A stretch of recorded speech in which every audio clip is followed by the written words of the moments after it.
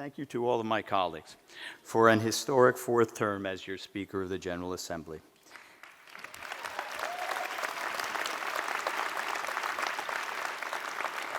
It is a remarkable honor and something I never dreamed of as a boy growing up in South Amboy. If I dreamed of anything, it was about pitching for the Yankees.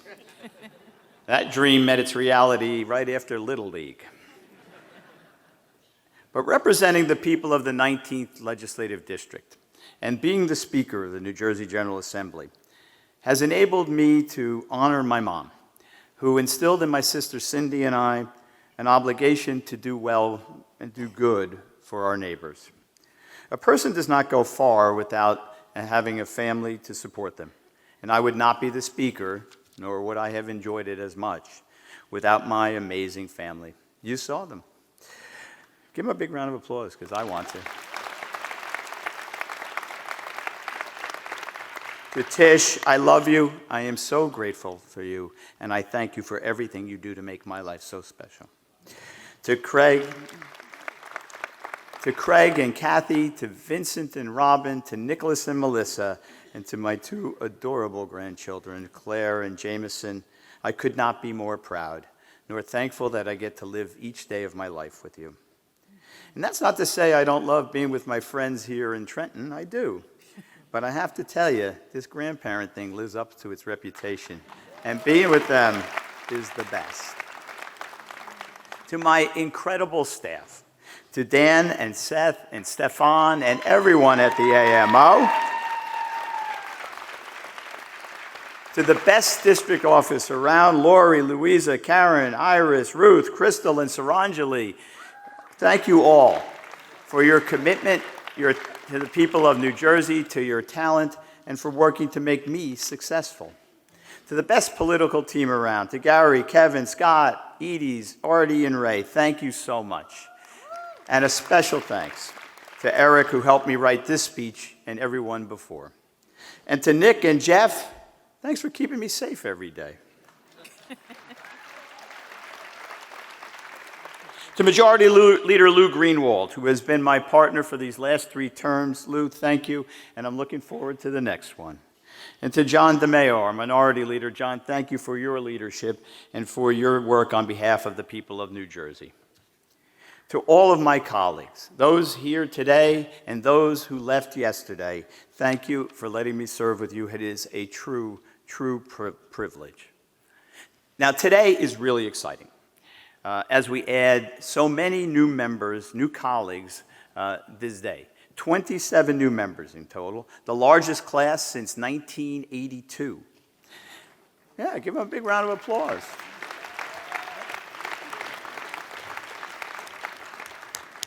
It's going faster than we all thought, so feel free to jump in and applaud anytime you want. Really, it's going pretty well. And I'm excited about that. I'm excited because I truly believe that our House now has the best of both worlds, tremendous experience and fresh ideas. And beyond that, we have an extraordinarily diverse body which reflects the true face of the state of New Jersey. Each of you, Republicans and Democrats, bring a unique background and experience to our deliberations in the General Assembly, and we will all benefit from that. So welcome aboard. And don't be shy. Jump in, have opinions, make your voice heard. Just please not all at once. There's 27 of you. And never when I'm with my grandkids. I remember when I was first sworn in, back in 2010. It was an earlier era. It was so far back, in fact, the Jets were actually the last time they made the playoffs. And it was before we knew that pandemic was something far worse than a bad sci-fi movie.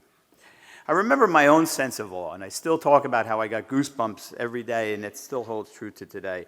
And remember thinking about a quote from President Kennedy, who said that one person can make a difference, and everyone should try. To all our new members, thanks for trying. I never forget that this institution is sacred, that what we do is a big deal, and that 9.3 million New Jerseyans are counting on us. And know that every day, driven by the values instilled in us by our families and by our communities, we try, and all 80 of us together succeed in making the quality of their life better. New Jersey is great. It is the absolute best place to raise a family to get a good public education, and to call home. And together, there's no doubt that we have made a difference. Just think about the state that we inherited 6 years ago. Our economy was sluggish, and our state's finances were a mess. Minimum wage was $8.44. Many New Jerseyans worked without paid sick leave, putting them and their health and the health of their community at risk. We lacked strong paid family leave laws, which meant choosing between your job and caring for someone you loved or bonding with a new child. New Jersey had budget problems that so many people called insurmountable, including a pension plan that was ranked the worst in the nation. We, as a state, shied away from big things like gun control, like gun safety, like building democracy and taking on the fight against food insecurity. Just 6 years later, think about all the things that we have achieved together. We've rebuilt our state's finances. Our economy is thriving, and our business ranking is growing, as my friend Lou Greenwald already pointed out. And while our minimum wage has reached $15 an hour, which means that there's more money in the pocket of working families, and many more New Jerseyans have the ability to take part in our economy. We've made the first payments in decades to make the first full payments to the pension plan. And with that, we've done it not once, but 3 times in a row. And we've increased school funding to the highest it's been in the state's history. We've enacted the strongest pay equity laws in the country. We've stood up for women. We've stood up for families. We've stood up for workers, and making sure that they had sick leave and expanding family leave pay. We stood up for gun safety, expanded the right to vote, and launched an all-out assault on the fight against food insecurity. And the nation is noticing. In the past year and a half, I've been invited to White House conferences twice to talk about gun safety and food insecurity. And ladies and gentlemen, we should be proud. Those conferences have taught me that what other states aspire to achieve, we've already accomplished, and we're looking to the next horizons. And we're different in another way. I heard my friend John DeMaio, but I believe we work in a bipartisan way here in Trenton, something that doesn't happen in Washington or in other states. Democratic and Republican bills are routinely passed with support from both sides, and the food insecurity fight has been a bipartisan effort. But the best example has been in an area that has been the cause of rankest debate in so many states, whether votes are cast legally. Here in New Jersey, my friend John and I came together and passed a package of bills designed to make election night vote reporting more open and transparent, so to ensure that New Jerseyans would have faith in the system. Now, even though we've made so much progress, constituents told us loudly and clearly 2 years ago that they were concerned about affordability, that they were paying too much and getting too little. And with rising college and daycare costs, health care and housing costs, not to mention grocery bills, who could blame them? A family today faces challenges that are far greater than the ones that Tish and I faced just a couple of decades ago. And retirees today face a more uncertain future than our parents and grandparents. We responded by sitting down at the proverbial kitchen table and listening, and then we got to work. With Governor Murphy and Senate President Scutari, 2 outstanding leaders and great partners, we accomplished a great deal. We doubled the child tax credit. We increased and expanded the earned income tax credit. And we passed 20 new tax credits and cuts that make good sense. But we didn't stop there. We expanded prescription drug assistance to make thousands more seniors eligible. And we capped life-saving drugs like insulin, and we capped the cost of inhalers. We delivered the largest property tax relief in state history and established the Anchor program, which cut property taxes by an average of 16%.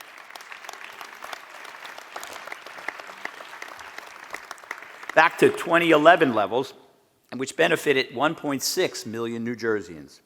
We also heard from seniors and retirees who told us New Jersey is a great place to live and a great place to raise a family, but not such a great place to retire. It's why so many people are leaving our state. So many elderly people are leaving our state to try and stretch their retirement savings. That is simply not a reality we can accept. And that's why we fought for and passed Stay NJ, a program that will cut property taxes for the overwhelming majority of New Jersey seniors. More than any property tax relief this legislature has ever passed, Stay NJ is a game changer. It has the opportunity to be truly transformative because it will keep seniors where they belong, in the towns they help build, with the people they love. But also because it will change the way that people think about retiring in New Jersey. Some friends of ours, whose son went to school with my son, Nicholas, are a perfect example. The Aikens were planning on leaving New Jersey as soon as they retired, but now they're planning to stay. And here's a tip to my colleagues. They're planning to continue to vote for me and to tell other people to do it too. So you may want to come along. There isn't a day that goes by that I don't appreciate how fortunate I am to be the speaker and given the chance to make a difference right here at home. I look around at the dysfunction in Washington, D.C., the political divisions that tear at our society, a Supreme Court more politicized than ever, its very legitimacy as a neutral arbiter doubted by more and more people. And in the midst of it all, I come back to our assembly, to our members, and to our approach, to our shared commitment to work together, Democrats and Republicans, to do what's right, to find common ground around common sense New Jersey values, like supporting great schools, keeping people safe, and making New Jersey more affordable, and to put in place the foundation for everyone to live their own New Jersey dream, and to keep living it, whether you're a student coming home from college or a senior welcoming a grandchild. Let's keep them all staying in New Jersey. That's what I want to do.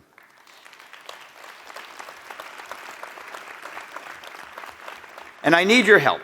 Now, we're all individuals, and we aren't going to always agree on methods or priorities. But let's always make this chamber a place where decorum is prioritized, where civility still reigns, and where people of different philosophies can come together to do right. Let's make sure we engage one another with integrity and grace, fighting for our principles, but leaving room for compromise. And one more tip to my colleagues: focus on getting things done, not on getting headlines. It's worked pretty well for me.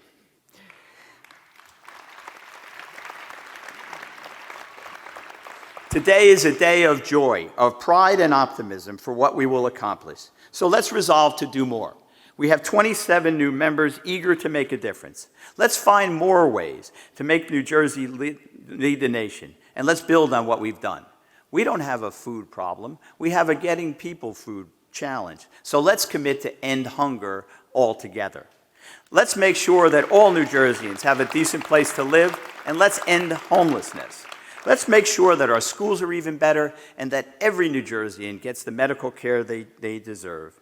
And let's make sure that the people who make this state work each and every day, like grocery workers and truck drivers and custodians, get the fair, respectful treatment that they deserve. New Jersey is a great state. Let's continue to show the nation how it's done and ask them to follow along. Thank you all. God bless you all. And God bless the great state of New Jersey.